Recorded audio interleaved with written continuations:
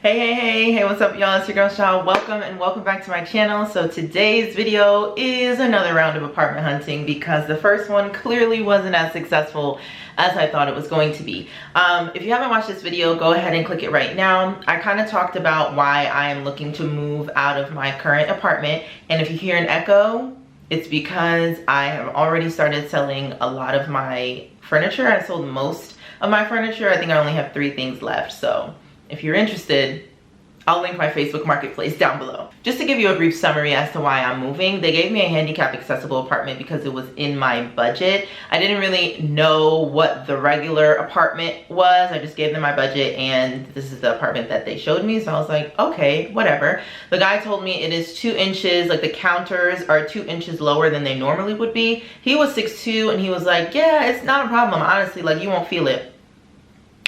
I feel it, okay? I feel it. My back hurts when I'm cooking. My back hurts when I'm cleaning dishes. So I just said I cannot live here. Like, it's just not sustainable. They did show me like what my rent would be next year if I stayed in this apartment. And while the price wasn't bad and the apartment that I am ultimately choosing is a little more expensive, the apartment that I've chosen is way better. Like, I'm getting so many more things. For maybe like a little bit more, okay? So, and the reason why I'm not really saying much is because today's video, I'm going to show you guys the 5 apartments that I had to choose from, and I want you to guess which one I chose. So this time I decided to work with a realtor. So initially I did want to see the same type of apartments that I currently have, like the luxury style buildings with all of the amenities.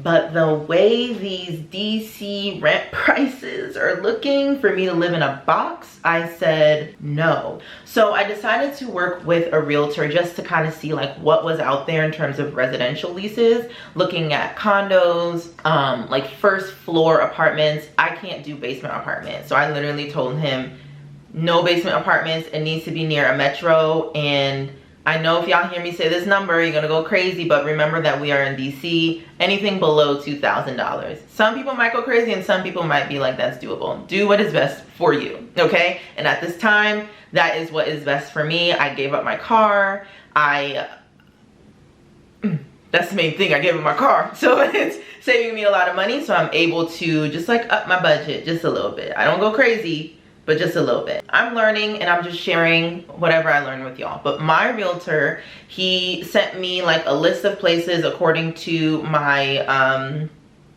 what is that? My wants, my non-negotiables, whatever. So I told him what I wanted near a metro. Again, I don't have a car. I really wanted to stay in like Northeast DC, Northwest DC, and like Capitol Hill. So I told him that, so he was sending me places there.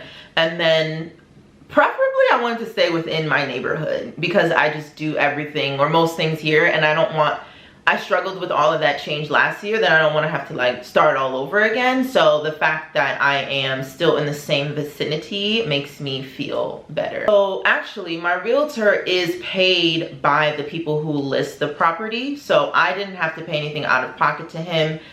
Which I'm grateful for because it's already super expensive, especially with like security deposit and first month's rent due up front. And the only con with like having a realtor or looking at residential leases, there typically aren't those specials like 1 month off or, you know, all of those specials that these luxury apartment buildings try to get you into. So that's something to consider. Some realtors do have like a $200 or some sort of admin fee. My realtor, luckily and thankfully, didn't have one. I would have paid it though, but as long as he's getting paid, that's what I'm most concerned about, and he is. And he's been so helpful. I will put his information down below as well. But let's get right into it. So I saw 5 apartments in total. My range was from about $1,650 to $1,950, depending on like what utilities I had to pay for. So let's get right into it. Make sure you leave in the comments which apartment number you think I chose. I'm just gonna list them 1 through 5. Okay? All right, y'all.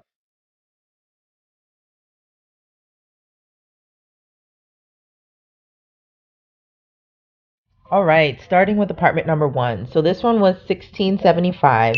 Lovely price. And sometimes with condos, the HOA fees cover water, trash, and gas, so it's typically included in the price. I don't remember if this was the case for this particular apartment, but that is usually the case. So wonderful price, really cute neighborhood. I love the neighborhood. It's a little further away from where I typically hang out, so that was a con for me. No dishwasher was a major con, y'all. Like, I need a dishwasher. Even though I don't use it that much, I just need a dishwasher. Washer dryer combo. I'm not a fan. I like the two separate washer and dryers. The kitchen was super, super small for me. I loved the living room. It was nice and quaint. But there was carpet in the bedroom that I'm not a fan of. I love wooden floors. It's just easier to clean. And I thought the bathroom was pretty small in this one too.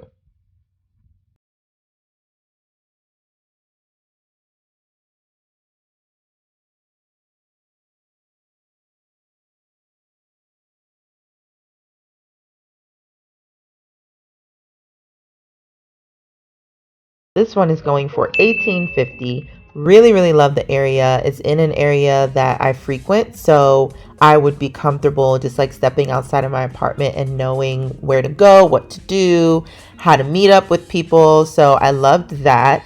Really love the modern look of this kitchen. All of the appliances were adult size. Like a lot of the appliances in my current apartment are mini, so I don't really like that. The living room, the windows, the view. I could see the monument from there. It's a little far away, but I could still see the monument from my window.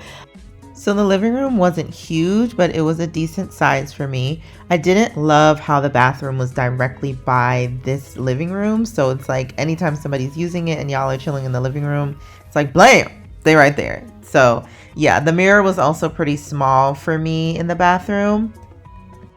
The bedroom was really, really small, like so small. And then they put that little light, that lamp fixture, that light fixture in the middle that made it feel even smaller. I also did not love these closets. It just seemed like they kind of like painted over old wood and it was giving dingy. It wasn't it for me. And I didn't like how they were like two small separate ones. And it's not even like they connected through the wall. It was a no. No utilities were included except for free parking, so the parking space included in the price was good.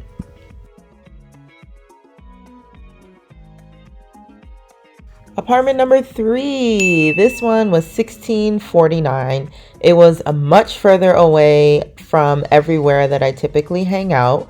The tenant only pays electricity, which was great. This place had a washer and dryer in unit, which I loved. I didn't really like the positioning of the washer and dryer, but beggars can't be choosers. It had a beautiful kitchen. I loved this kitchen. The one thing that really deterred me from this apartment was that it was a basement level, which I didn't know. I thought it was on the first floor. So basement level is just not it for me. I'm a sunlight person, so I really need sunlight, and my view was like the ground. So no, it was a super small bedroom. I couldn't even really capture it on camera. It had a big closet, but the bedroom was like so tiny. The living room, on the other hand, was so large. It would give me so much space to just do everything in the living room. Like I could have a little desk corner and all of that, but it being in the basement was a big no for me. Like, look at my view. Look at what I'm looking at. Look at what I'm looking at. Apartment number 4. This is going for $19.50, and all I pay is electricity and my cable. Parking is included.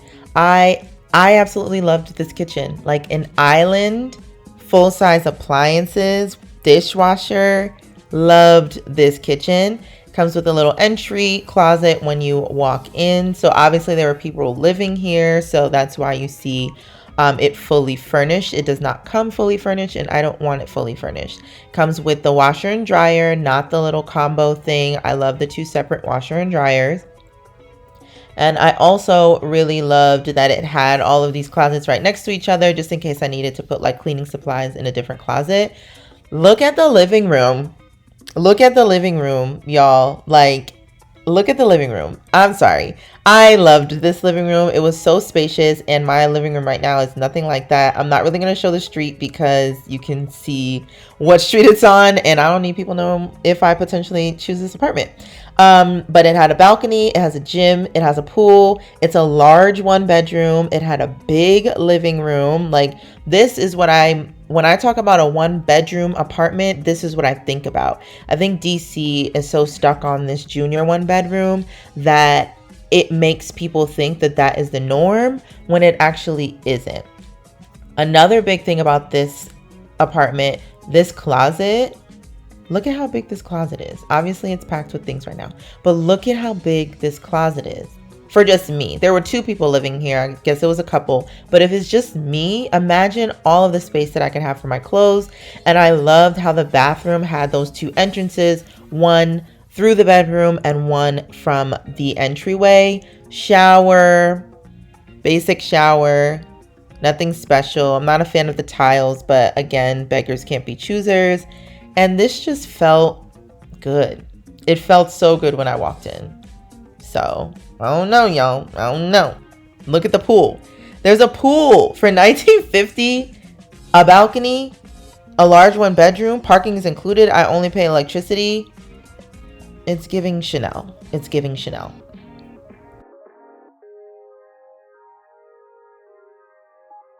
And last but certainly not least, apartment number 5. So in this unit, it's going for $1975. All utilities are included, parking, electricity, gas, yada yada, all of that included, which was a major selling point. This apartment was so spacious. Like, it had so much room for a dining table. There was an island, the living room. Like, it was very, very, very spacious. You can see that there's an entry closet here. Some of the fixtures in the apartment did look a little old school, and it was way further away or much further out from where I typically hang out. It honestly is not a neighborhood that I really frequent or feel comfortable in. This bathroom was giving me old fashioned, like the tiles, and the guy who lives there told me like sometimes you have to turn the heater on and off in the bathroom because it's not central air or heat. So that wasn't a big pro for me. It was giving woodsy, not a lot of sunlight. The kitchen was beautiful, even though we passed the kitchens. Just want to talk about that. A lot of closet space. The bedroom was also fairly large. It was actually really large. And the closet in the bedroom, I loved how it had those already, what are those things called? The storage fixtures in it already. So he even said that he doesn't even really use his dresser because it came with those little drawers right there that you see. So that was a major plus for me. And the biggest con of all, no washer dryer in unit, y'all. Like, I have experienced that life where I had to go to the basement to wash my clothes. I'm not against it, but I've also experienced the life of having it in unit, and I don't know if I could go back. All right, y'all, thank you so much for tuning in. Be sure to let me know in the comments which one you think I chose, and then I'm going to do an apartment tour video reveal next month, or maybe August, because I'm traveling a lot next month. All right, bye guys.